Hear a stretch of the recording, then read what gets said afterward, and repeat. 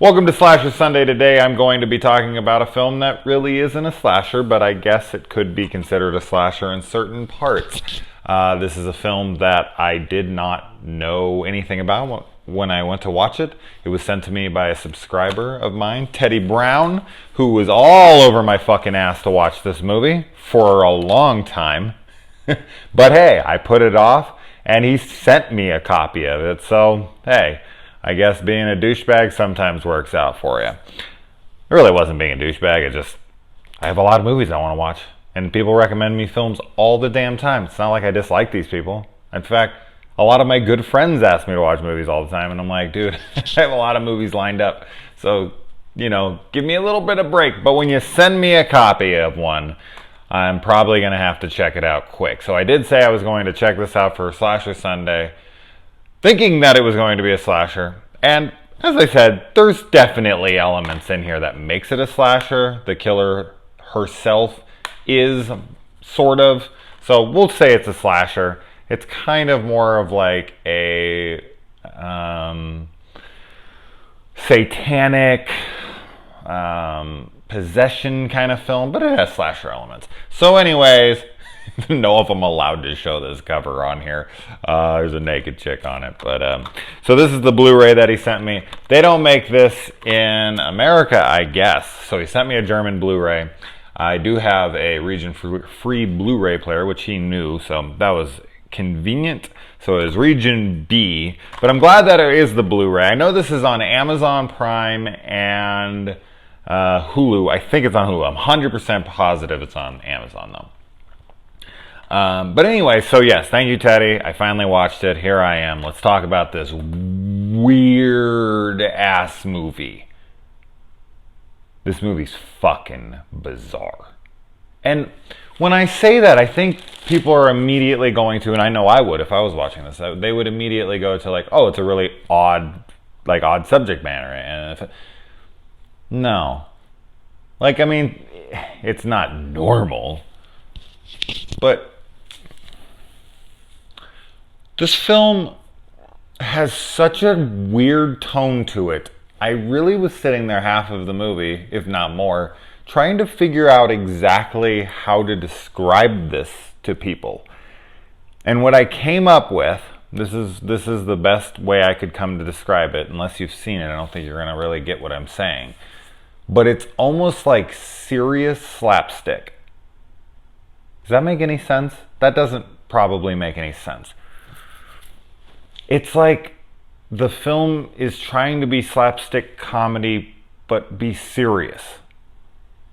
It's really bizarre. The characters are trying to be comedic and funny through the whole thing, but it's got a very serious tone over the whole film. So it's weird. It's like a comedy is living inside the movie, but the film doesn't know it. So like the music and the atmosphere and all the surrounding characters and the elements and all that are like very serious. It's such a weird blend. It doesn't make any sense when you're watching it. I mean, the atmosphere, like all of it is so confusing on what the goal was with the film. I think it was an attempt to be eccentric and different, and I like eccentric, weird movies. I like when things are different, absolutely. I'm kind of your target audience here. I'm open to almost anything, and I like bizarre shit. You can do pretty much anything. Oh, I'd also like to point out, since this is Slasher Sunday at all, I am wearing this fucking shirt from earlier. Oh my god, how cool is this shit, man? Fits really nice. I am loving the shit out of this, Jillian. So if you're watching this, what the fuck is your real name? It ain't Jillian. If you're a guy, I don't think it's Jillian. So anyways, I had to show it off. It's Slasher Sunday. I'm probably going to be wearing it. I'll be wearing it for my next couple reviews, actually, because I'm going to do a few tonight. Anyway, let's get back to this movie. This film kind of has everything I want it to have. Like, the killer in this movie is a beautiful naked woman with a fantastic body. and she's like possessed. She's just coming at you. Very It Follows. I mean, it even says it on top of the fucking box, so it's not like I came up with that myself. Although I did come up with that myself in the movie. I probably remember from reading it up here, but I think I would have thought that anyways. And it says it meets Cabin Fever, which I kind of understand because Cabin Fever has that really odd comedic tone, but Cabin Fever is very aware of what it is. It's a very goofy comedic film with horror elements. This is much different than that. I remember I was looking, when I posted about this, I was looking at somebody who said it's got American Pie humor, which kind of ish. Yeah, I don't know. So I am going to be talking spoilers here. Of course, this is fucking Slasher Sunday, but just in case anyone is just kind of here to see if they want it. But as I said, I'm really just the target audience here. Like, it has everything I want it to have. It has gore, and it has naked hot chicks, and it has really bizarre, interesting, unique scenes that I haven't seen. And the Blu-ray is fantastic. I mean, it looks fucking great. The quality is really, really high here. So this doesn't look like a cheap film at all. So whoever made this had a little bit of a budget, or at least knows what the hell they're doing with the camera, because it looks very, very good. So I was impressed by how good it looks. Now, this has a 3.8 IMDb, and I completely understand why. This film is not for everybody by any means. In fact, is this a film I would recommend? No. I couldn't recommend this to anybody. And that's kind of like how Teddy was coming at me. He's like, I don't even know if you're going to like this. It's kind of weird. And I completely understand. Like, I'm glad I watched it. I do want to say that because... And I'm not just saying that because a subscriber sent it to me and I'm trying to... No, I will give you my fucking honest opinion. If it's a piece of shit and I hated it, I'd be like, Teddy, this movie's fucking terrible. Why'd you send it to me? I'd try to have a little more tact than that, but I'm not somebody who's just going to fucking fake it. But okay, let's get into the movie. So I don't want to get too off track here and just kind of ramble for too long. I do want to talk about the film itself. And all right, so I like how the opening says this film should be played loud as hell. That was a fucking whoosh. Yeah, I grabbed that quick. I thought that was really cool. And now this was written by a guy, so I think this kind of answers my question. But girls are acting out this part. Fucking mic, man. This mic, I want to throw the goddamn thing. It just like bends under. Whatever. You guys don't need to know that. But a guy writes this. So when I was watching this scene, because one of the opening scenes, there's this girl walking around with her stomach, and she's like a pregnant girl, and she's stabbing herself in the belly and whatnot. That's like the opening. So they're kind of ultimately like showing you this is the kind of film it is. If you're squeamish, if you're grossed out easily, if you're sensitive, get the fuck out of the room. Which, I mean, you shouldn't be watching these kinds of movies anyways if you're any of those things. But then we get to and then we get a really cool title card, like one of those old late 70s title cards that I really love seeing. House of the Devil had one. I mean, I've seen a ton of them now. I'm loving seeing them because they are my favorite title cards. They just look awesome. And I also like if we have to get those opening credits with the names of the actors and all that. I don't personally care for that at all. But if we're gonna have it, I do like when they're kind of like intercut, where like they go to a black screen and then they come back to a scene for like 10 seconds, 5 seconds, and then it cuts back and it like shows us just a little bit, and like the music's going, and the music in this, and that's just it. That's what I'm talking about. Like, this movie has so many amazing elements. This film should be great. I feel like if this weird comedic thing was adjusted to either be completely comedic and funny and felt right, felt like it was purposefully done, or if they took it and they made it completely serious and like toned all the comedy down, that this film would have worked. It was like they couldn't decide if it was serious or comedic with the characters. They had already decided all outside of them that it was a serious movie. But the characters didn't seem to know that. It's like the director was like, okay, we're making a comedy. And then he like went and shot a serious film around them. It's weird. So that's just bizarre. I feel like if they could have just tweaked it up or down, like turned the knob, like the serious knob or the comedic knob, one way or the other, kind of just got stuck in this weird position where it's like not, kind of fighting against itself to be something. And I don't know what the hell it was. But anyways, so I'm going to stop harping on that. But really, watch the movie. Watch 20, 30 minutes of it and you'll be like, I can see what he's talking about. This is such a weird fucking movie. Anyway, all right, I'm gonna stop saying weird. Okay, I gotta use different words here. Bizarre, strange. All right. But okay, I'm trying to get to this part. So there's this opening scene. I went off track on this thing like 5 times now. But there's this opening scene where these girls are discussing the girl's period. Well, they're not really discussing it. She's just like rubbing it in her friend's face. Almost literally. She freaking pulls a tampon and she pulls her underwear up and they're fucking... She doesn't pull her tampon up out of herself. Not yet, anyways. We are talking spoilers here, by the way, obviously, from this point on. But yeah, she pulls her panties up and shows her and she's rubbing it in her friend's face. Now, this is when the film first started, so I didn't understand the tone of the movie yet. I still don't understand the tone of this fucking movie. But I didn't understand how weird this film was going to be. So I think when I wrote this and I was thinking about this, I was kind of like, what is this? Is this the way girls actually talk when guys aren't around? They're shoving each other's periods in their faces? I do not believe that's true. I'm just saying, I'm a guy and I'm not around girls when they're doing their, private girly stuff. But... But I was also questioning on the other side. I was like, is this what a guy writing women thinks women are doing? And these actresses didn't pull him aside and go, we don't do this shit. But because of then how the film progresses and the characters and how they are, I'm like, okay. And that's just it. It's not even like they're just comedic.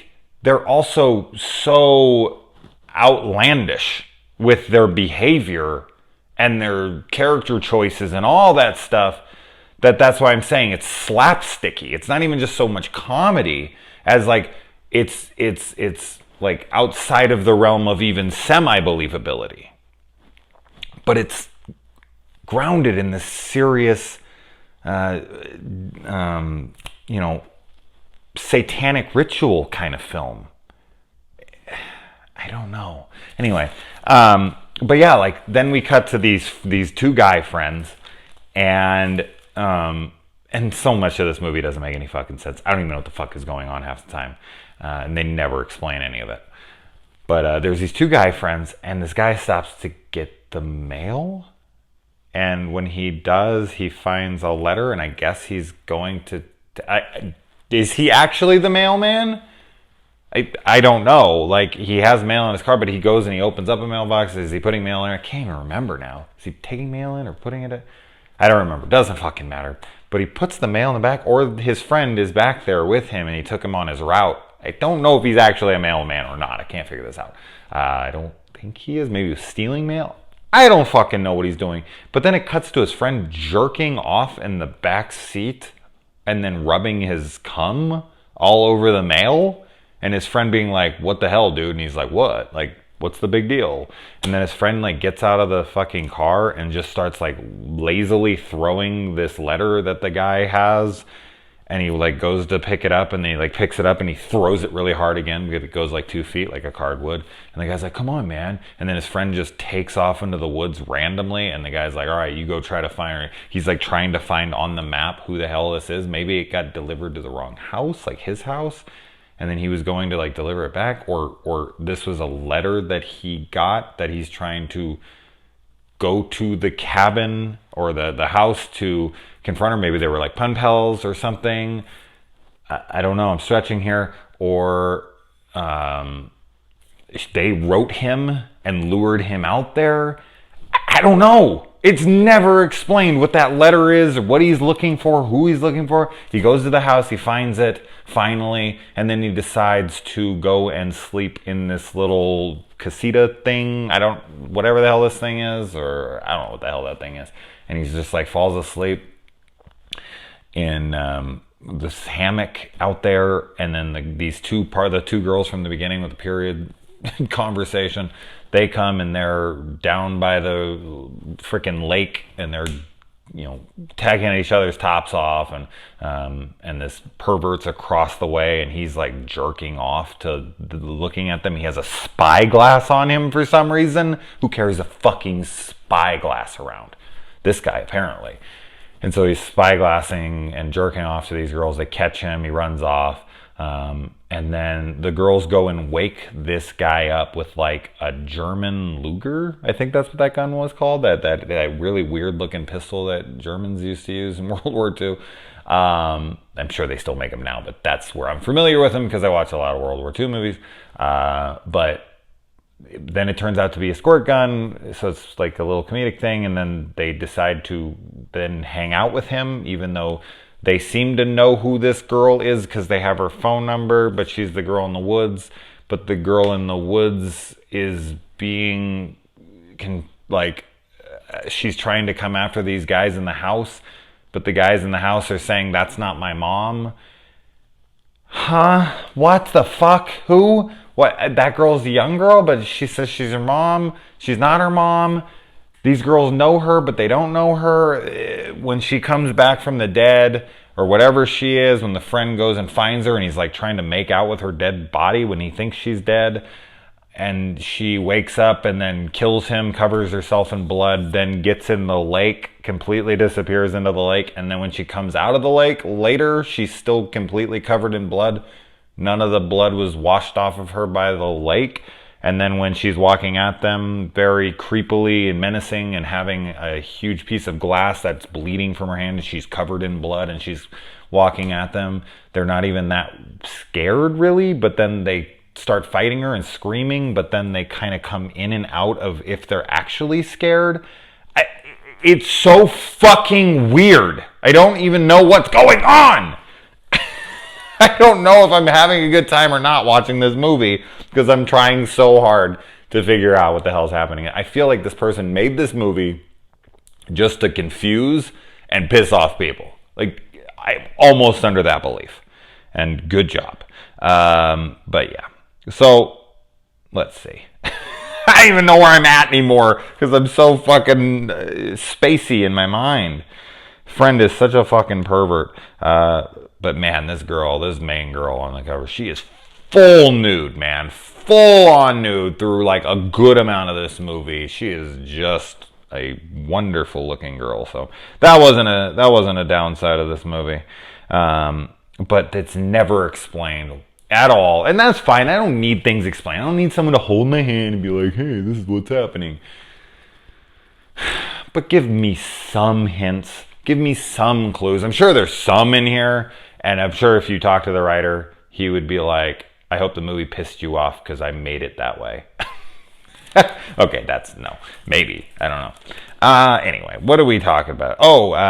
So we get a sleeping bag kill here on one of the girls. Homage to Friday the 13th Part 7, for sure.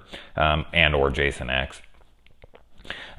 Then they go and there's this guy in the house and he won't let them in, but then he finally does, and they get inside and they create this like blood barrier, kind of like from Demon Knight, with the Jesus blood that locks the barrier so that they can't come in, kind of something like that. And then their dialogue between each other. This fucking guy, this like hillbilly guy, who actually I do believe would be a good actor. I do. I think this is the director making him act really bizarre because he has a lot of range of emotions in his face and he's kind of really giving it his all, and he's actually pretty good, but because of the dialogue and the way that he's made to, talk, it's I don't know, it makes him so goofy that it I think people would be like, oh my God, this guy's terrible. But I personally don't believe so. I believe with the right director and with the right dialogue and with the right, motivation, I think this guy actually could have given a good performance. But he keeps calling his daughter, I think, Felicite. Like, he enunciates every single freaking syllable of the Hooked on Phonics worked for me. Like this guy, oh my god, every time he says Felicite, I was fucking dying. I was just like, what the hell is going on right now? It's fucking Felicity, you hick. Fuck. The weird, like this whole like hick fucking like introduction, like the brother and the sister and the dad, and that made it even more confusing, and their characters were so weird. Felicite.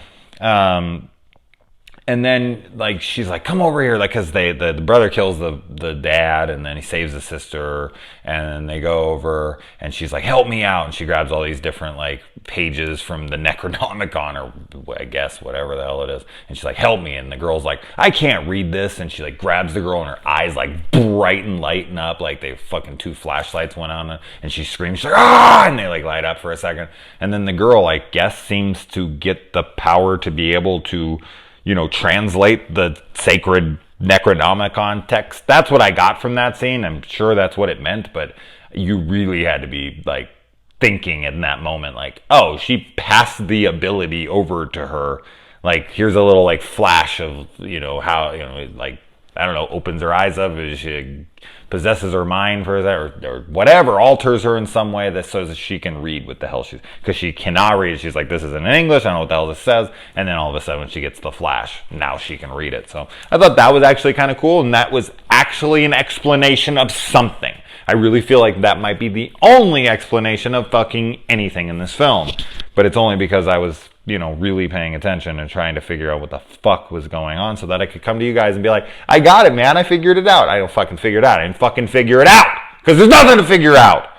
Anyways, so the brother goes over and he slits his wrist like way too deep. You cut me too deep, Billy. It's fucking screams guy. And he just, he goes way too deep. And he's like, I think I need a Band-Aid. And he like falls over. And that's like humor. And it's kind of funny. And I'm like, if the tone had actually been like really comedic, I think that would have actually landed. But because it's such a serious scene, it just doesn't work. It's so bizarre. Bizarre, I did it again. Oh my God.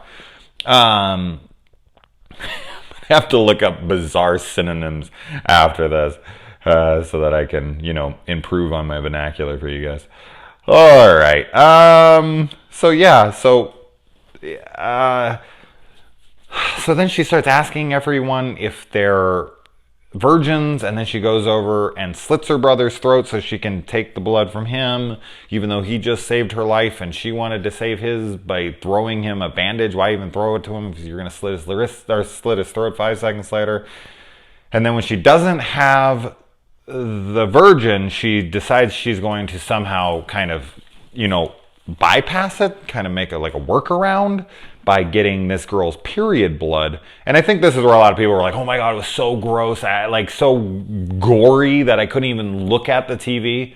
I'm different. Gory to me is like bodies being ripped apart, heads being smashed in, like that kind of stuff. Blood is not gore to me at all. So you can throw gallons of blood, period blood even, and I don't give a shit. I'm not one of those kinds of guys who's like weirded out by a girl's period. A girl could fucking take out her tampon and do a helicopter with it with me, and I wouldn't give a shit. Doesn't bother me in the slightest. So when she takes the tampon out and the girl grabs it and she squeezes it and then she starts straining it with her hands and all that, like that's supposed to be that big gross out moment. I'm sure that's like what people were referring to when I was looking through somebody's descriptions of it. Like, oh my God, I had to look away. It was so gory. And I don't know, a tampon, I mean, I guess it would look gory to people, but that ain't my thing. But so it didn't really work for me. I know a lot of this movie was trying to be gross out and maybe gory, but there is one really cool gore scene. I'll get to that here in a minute. But yeah, she strains the tampon, and then she goes over and she fucks the guy, and he lasts 6 seconds supposedly by that girl's count. It seemed a little longer, maybe 9 seconds. Come on, give the guy some credit. I think, as you know, it's your first time, man. He says it's not his first time. He says he's got a list that he can show them. Is there any other girls besides the numerous girls in the Niagara Falls area? I messed that line up. That's all right. I'm kind of on a ramble, so I should go back and fix that line. I'm just going to like edit my voice out so that I can do a proper Breakfast Club quote without fucking sounding like an idiot. Um, any girls around here? I'm not even remembering the line now. Now I'm just in my head trying to remember the exact wording of the Breakfast Club line. Okay, we're gonna do that. So yeah, he apologizes to her for coming too quickly, and I'm like, I don't think she's in this for the pleasure. She's clearly trying to get your semen for whatever ritual she's trying to complete here. And he's like, she's like, oh my god, 6 seconds, really? Like the girl who isn't fucking him. And then he's like, sorry. And the girl's like, okay, it's okay. I thought my first time was gonna be a little different. See, I can do this accent as well, Felicity. I'm just gonna act in one of these movies and keep one of these damn accents on. Why don't you hire me for your movie? I'll be in your next stupid ass movie that makes no fucking sense. Anyway, I feel like they were going for like an Astron 6 kind of feel here. Like, I have to believe that is kind of what, like, if you watch Father's Day, that's got that kind of weird, silly tone while being serious. But that works and is hilarious. And this doesn't. Like, none of the comedy landed for me. None.